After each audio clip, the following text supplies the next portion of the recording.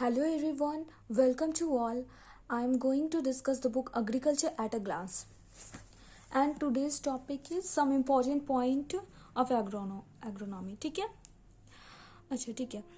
टिलीज का main objective ये है एरिएशन को इम्प्रूव करना। टिलीज का मेन ऑब्जेक्टिव है। ठीक है, अगर हम लोग टिलीज करेंगे तो बल्क डेंसिटी सॉइल का डिक्रीज होगा। ठीक है, गुड टिल्थ का साइज 0 से 5 mm होता है। ठीक है, आयरन प्लॉ को इन्वेंट किए थे जेम्स स्मॉल ने। ठीक है, क्लीन टिलेज का मतलब होता है सॉइल के साथ वर्क करना इस तरीके से कि कोई भी लिविंग प्लांट ना छूट जाए, अनडिस्टर्ब ना छूट जाए। ठीक है, यानी कि सारे प्लांट को डिस्टर्ब कर, लिविंग प्लांट को हमको डिस्टर्ब करना है क्लीन टिलेज में। ठीक है, फिर अगर हार्ड पैन है, अगर सॉइल में हार्ड पैन हो, ठीक है, और हमको इनफिल्ट्रेशन तो इंक्रीज करना है, तो उस कंडीशन में हम लोग सब सॉइलिंग करते हैं जब हार्ड पैन रहे सॉइल में। ठीक है, इनफिल्ट्रेशन को इंक्रीज करने के लिए। ठीक है, दो टर्म होता है, एक डिबलिंग होता है, एक ड्रिलिंग होता है। ठीक है, डिबलिंग का मतलब पुटिंग, यानी कि रखते हैं सीड को या सीड मटेरियल किसी होल में। ठीक है, एट एक निश्चित डिस्टेंस और डेप्थ पर। ठीक है, और ड्रिलिंग में हम लोग ड्रॉप करते हैं, dropping of the seed furrow में रखते हैं। ठीक है, एक निश्चित डायमेंशन पे, डिस्टेंस और डेप्थ पे अगर रख देंगे, ड्रॉप कर देंगे फरो में, और उसके बाद फिर हम लोग उसको सॉइल से कवर कर देंगे, कंपैक्ट कर देंगे, उसको ड्रिलिंग बोलते हैं। ठीक है, तो डिबलिंग में देखिए हम लोग बस सीड को हम लोग पुट कर रहे थे। ठीक है, एक होल में जाके। ठीक है, और ड्रिलिंग में हम लोग ड्रॉप कर रहे हैं सीड को फरो में। ओके, उसके बाद सीड ड्रिल और हॉर्स हो को इंट्रोड्यूस किया था जेथरो टूल ने। ठीक है, ब्लाइंड कल्टीवेशन का मतलब होता है अगर हम लोग प्लांट कर दिए उसके बाद और क्रॉप इमर्जेंस से पहले जो कल्टीवेशन करते हैं उसको ब्लाइंड कल्टीवेशन बोलते हैं। ठीक है, डिप टिलेज यानी कि सॉइल को हम टिल्ट करते हैं लगभग 15 से 45 सेंटीमीटर डेप्थ तक, और सैलो टिलेज अगर 2.5 से 15 सेंटीमीटर के डेप्थ पे करते हैं तो इसको हम लोग सैलो टिलेज बोलते हैं। ओके,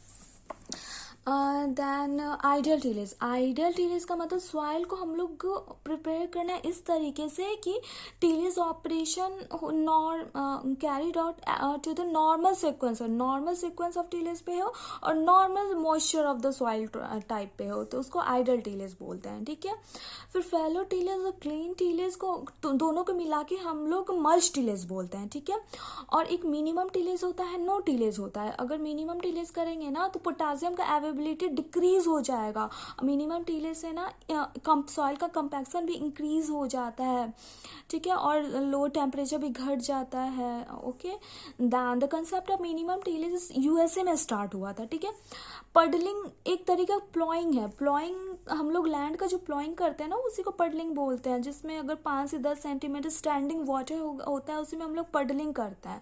मेन ऑब्जेक्टिव होता है पडलिंग का to stop the percolation loss of water. वो जो पर्कोलेशन लॉस होता है वाटर में उसको रोकने के लिए हम लोग पडलिंग करते हैं। ठीक है, और यूएसए फर्स्ट कंट्री है to introduce the zero tillage का सबसे फर्स्ट कंट्री कौन इंट्रोड्यूस किया? यूएसए ने। ठीक है, फिर प्लॉ इन्वेंट हुआ कब? 2900 बीसी में, 2900 बीसी में प्लॉ इन्वेंट हुआ। ठीक है, चीजल प्लॉ ब्रेक करता है, हार्ड पैन को ब्रेक करता है 60 से 70 सेंटीमीटर डेप्थ तक। ठीक है, अगर more than 5 mm soil aggregate must be required for good crop under irrigated condition में हम लोग को 5 mm से ज़्यादा सॉइल एग्रीगेट चाहिए रहता है। ठीक है, गुड क्रॉप ग्रोथ के लिए कैपिलरी और नॉन कैपिलरी पोर्स 50-50 रेशियो में होना चाहिए, यानी कि 1:1 रेशियो में होना चाहिए। ठीक है, और रूट ऑक्यूपाई करता है 1/10 ऑफ द सॉइल मास का 1/10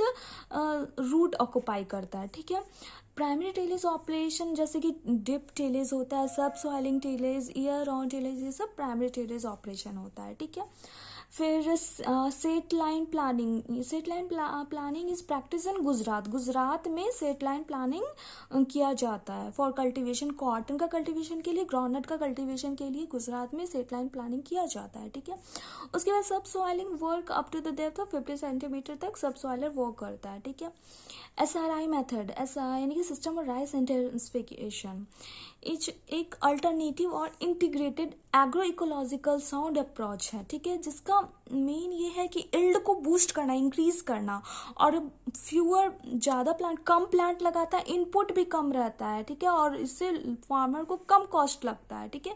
लगभग 50 से 60% न्यूट्रिएंट यूज इफिशियंसी सेव हो जाता है, ठीक है, एट कन्वेंशनल मैथड। तो SRI मैथड में हम लोग क्या देखें, इल्ड ज़्यादा होगा और इनपुट कम लगता है और फ्यूअर प्लांट भी कम रहता है SRI मेथड से, ठीक है। रेटिंग क्या होता है, एक बायोकेमिकल प्रोसेस होता है जिसमें फाइबर जैसे कि सन हेम्स, जूट, इसको हम लोग पानी में कुछ दिन के लिए रख देते हैं कि वो उसका फाइबर ढीला हो जाए, उसके बाद वो आराम से निकाल ले उसके स्टॉक से, ठीक है। इसी को हम लोग रेटिंग बोलते हैं, ठीक है। सोयाबीन को हम लोग वंडर क्रॉप बोलते हैं क्योंकि ये richest, cheapest and source of protein और फैट है, इसी का इसको वंडर क्रॉप बोलते हैं सोयाबीन को, ठीक है। ओके, देन पोटैटो को हम लोग वर्ल्ड फूड और पुअर्स मैंस फूड बोलते हैं, वर्ल्ड का फूड और पुअर मैंस फूड बोलते हैं पोटैटो को, ठीक है। ओके, गोल्डन राइस को हम लोग जेनेटिकली मॉडिफाइड राइस बोलते हैं, okay.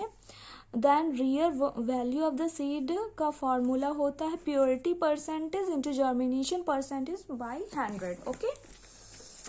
Okay, then there are two variety of berseem.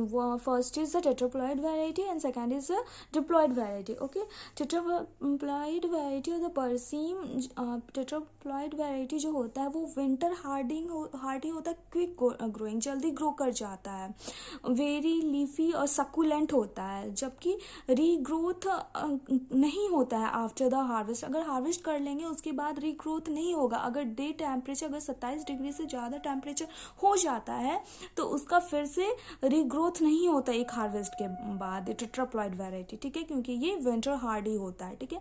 उसके बाद डिप्लॉइड वैरायटी वो ससेप्टेबल होता है, एक्सट्रीमली लो टेम्परेचर के लिए ससेप्टेबल होता है और वेरी हाई टेम्परेचर के लिए भी, लेकिन तब भी वो अच्छा परफॉर्म कर लेता है as compared to tetraploid variety अप्रैल से मई में, जब टेम्परेचर 27 डिग्री से ज़्यादा चला जाए, ठीक है। तो हम लोग क्या देखें, टेट्राप्लॉइड वैरायटी ऑफ बरसीम जो विंटर हार्डी होता है और वो अगर टेम्परेचर 27 डिग्री से सेल्सियस से ज़्यादा चला जाएगा तो उसके बाद फिर उसका रीग्रोथ नहीं हो पाता है, ठीक है।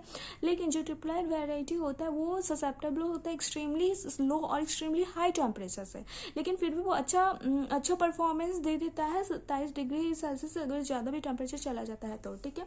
और हाईली लाइम रिक्वायरमेंट क्रॉप जैसे कि सोयाबीन, शुगर बीट है, ठीक है, हाईली लाइम रिक्वायर्ड क्रॉप है, salt tolerant crop sugar beet और बार्ली है, okay. Then drought tolerant crop sorghum को भी पानी कम चाहिए पर मिलेट, फिर बार्ली, ओके। एंड IR36 ये rice variety highest coverage of the world, highest cover कौन कर रहा है, IR36, okay. The polish percent और पैडी का पॉलिश परसेंट 2% होता है, ठीक है। सोयाबीन को येलो जेवर बोलते हैं और जो अभी प्रेजेंट जो वैरायटी सोयाबीन का कल्टीवेट कर रहा है yellow seeded variety mainly cultivate कर रहे हैं, okay. Then early maturing bold and black seeded urd bean, जो अर्ली मैच्योरिंग है बोल्ड और ब्लैक सीडेड उर्द बीन है विग्ना मुंगो वैरायटी नाइगर, ठीक है। उसके बाद जो बैक्टीरिया का नोडल जो बनता है ना वो मोस्टली सेकेंडरी रूट में बनता है, ओके, ये भी इंपॉर्टेंट है। जो बैक्टीरिया का नोडल मेनली कहाँ बनता है, सेकेंडरी रूट और सारे लेग्यूम में बनता है, ठीक है। स्क्वायर तो जानते हैं, जो फ्लावर और जो कॉटन का जो फ्लावर बट उसको स्क्वायर बोलता है। तीरक क्या होता है, जो बैड ओपनिंग होता है कॉटन का, ठीक है। रागी को हम लोग पुअर मैंस ग्रेन बोलते हैं। रागी तो हम बताए थे, रागी का साइंटिफिक नेम क्या है, इलुसिन कोराकाना, जिसको फिंगर मिलेट बोलते हैं रागी, ठीक है। सनफ्लावर मूव करता है सन की तरफ, क्योंकि ऑक्सीजन एक्टिविटी के कारण, ठीक है। जो हेड है सनफ्लावर को कैपिटुलाई बोलते हैं, ओके। देन जो सनफ्लावर्स में दो फ्लोरेट था, एक रे फ्लोरेट ऑफ द सनफ्लावर वो ब्यूटीफुलनेस के लिए था, रे फ्लोरेट, ठीक है। जबकि डिस्क फ्लोरेट था उसमें मेल और फीमेल फ्लावर दोनों थी, ठीक है, डिस्क फ्लोरेट में, ठीक है। सनफ्लावर प्रोटेंड्रस टाइप होता है, ठीक है, जिसमें मेल और फीमेल डिफरेंट टाइप में मैच्योर होता है प्रोटेंड्रस वाले में, ठीक है। अब जब हम लोग शुगर केन का हार्वेस्ट करेंगे तो हम लोग देखेंगे Brix index of the lower and upper portion 0.9 से 1 होना चाहिए ब्रिक्स इंडेक्स, ओके। लथारस को हम लोग नॉर्मली ग्रो करता है यूटेरा क्रॉप में और लेंटिल को रिले क्रॉपिंग में। ओके, जो फ्लैग लीफ होता है ना उसका फोटोसिंथेसिस कंट्रीब्यूशन 52% होता है। ओके, मीज ऐसा क्रॉप होता है जो कि बहुत ज़्यादा ससेप्टेबल होता है दोनों कंडीशन में, या तो एक्सेस मॉइस्चर हो जाएगा तब भी वो अच्छा नहीं है उसके लिए है, अगर ड्रॉट कंडीशन रहेगा तब भी उसके लिए अच्छा नहीं रहता है। ठीक है, ग्राउंडनट तो फ्रूट है, लेकिन पोटैटो क्या है, मॉडिफाइड स्टेम होता है। ठीक है, रिसेंटली जो टर्मिनेटेड टेक्नोलॉजी हम लोग किस में यूज़ कर रहे हैं, कॉटन में यूज़ कर रहे हैं, कॉटन में हम लोग टर्मिनेटेड टेक्नोलॉजी यूज़ कर रहे हैं। ठीक है, जो पहला जीएम पोटैटो जो कि प्रोटियोटो डेवलप किया है CPRI, ठीक है, शिमला में। ठीक है, फॉर इंक्रीजिंग, ये जो प्रोटियोटो जो बना है वो इंक्रीज कर रहा है प्रोटीन कंटेंट ट्यूबर में। ठीक है, जिसमें किसका जीन है, जीन फ्रॉम द ग्रेन एमरैंथस से जीन लिया है। ठीक है, जो कि प्रोटियोजियम पोटैटो जो बना हुआ है। ठीक है, फिर शॉल्फी मेथड और कॉटन कल्टीवेशन एक स्क्वायर प्लांटिंग मेथड होता है। ठीक है, महाराष्ट्र में, जिसका normal spacing 50 centimetre to 50 centimetre है। ठीक है, शॉल्फी मेथड और कॉटन कल्टीवेशन एक स्क्वायर प्लांटिंग मेथड होता है महाराष्ट्र में, जिसमें हम लोग स्पेसिंग 50 इंटू 50 रखते हैं। ठीक है, फिर नीलम, हीरा मुक्ता एंड K2 ये वैरायटी होता है लीन सीड का। ठीक है, और पहला जीएम पोटैटो क्या था, प्रोटियोटो, जिसमें कि प्रोटीन इंक्रीज कर दिए थे ट्यूबर में। ठीक है, from the gene grain एमेरैंथस।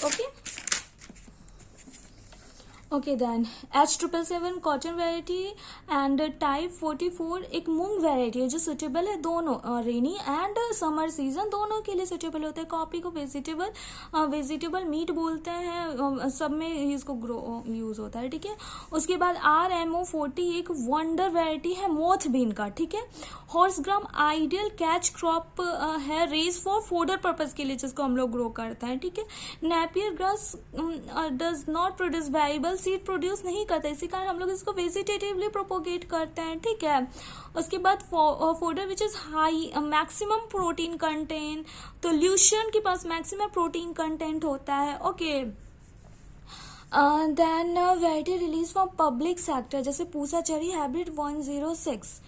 Rapeseed mustard के पास लगभग 38 से 57% यूरिक एसिड होता है। ठीक है, ओके देन मेज कुछ जीन, जैसे मेज में OPEC2, वीट में नॉरिन और बाजरा में TIF23 ज़्यादा जानते हैं। ओके, देन फ्लोपिंग का मतलब होता है विल्टिंग और tobacco due to waterlogging, और विल्टिंग हो जाएगा टबैको का वाटर लॉगिंग के कारण, इसको फ्लोपिंग बोलते हैं। ओके, देन TDR मेजर करता है soil moisture content in situ में टाइम डोमेन रिफ्लेक्टोमेट्री जिसको बोलते हैं, वो मेजर करता है soil moisture content. Okay, soil moisture measurement एक इंपॉर्टेंट है अगर हम लोग को जब इरीगेशन शेड्यूल करना रहेगा तो। ठीक है, इंस्ट्रूमेंट जिसको हम लोग यूज करते हैं लैबोरेटरी कंडीशन में सॉइल मॉइस्चर मेजरमेंट के लिए, वो है प्रेशर प्लेट मेम्ब्रेन एपरेटस। ठीक है, इंस्ट्रूमेंट जिसको यूज करते हैं quick and minimum equipment. Okay, alcohol burning, यानी कि instrument required quick and minimum equipment, वो अल्कोहल बर्निंग। फिर instrument for in Situ measurement के लिए न्यूट्रॉन प्रोब, और मोस्ट वाइडली यूज मेथड जो हम लोग सॉइल मॉइस्चर मेजरमेंट के लिए करते हैं ग्रेविमेट्रिक सबसे ज्यादा यूज होने वाला। फिर standard method oven dry method होता है।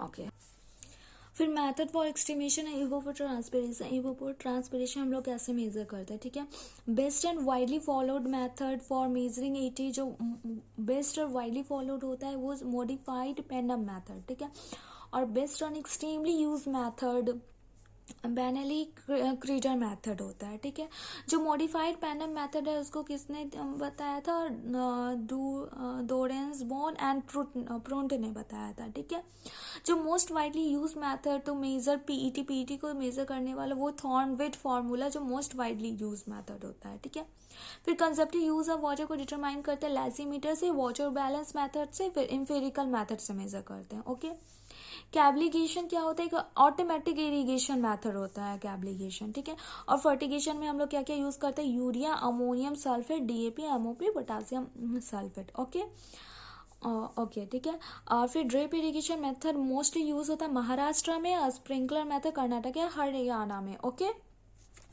And world water day celebrate होता है 22 मार्च हर साल, ये तो जानते ही हैं। उसके बाद ये ओके बाय।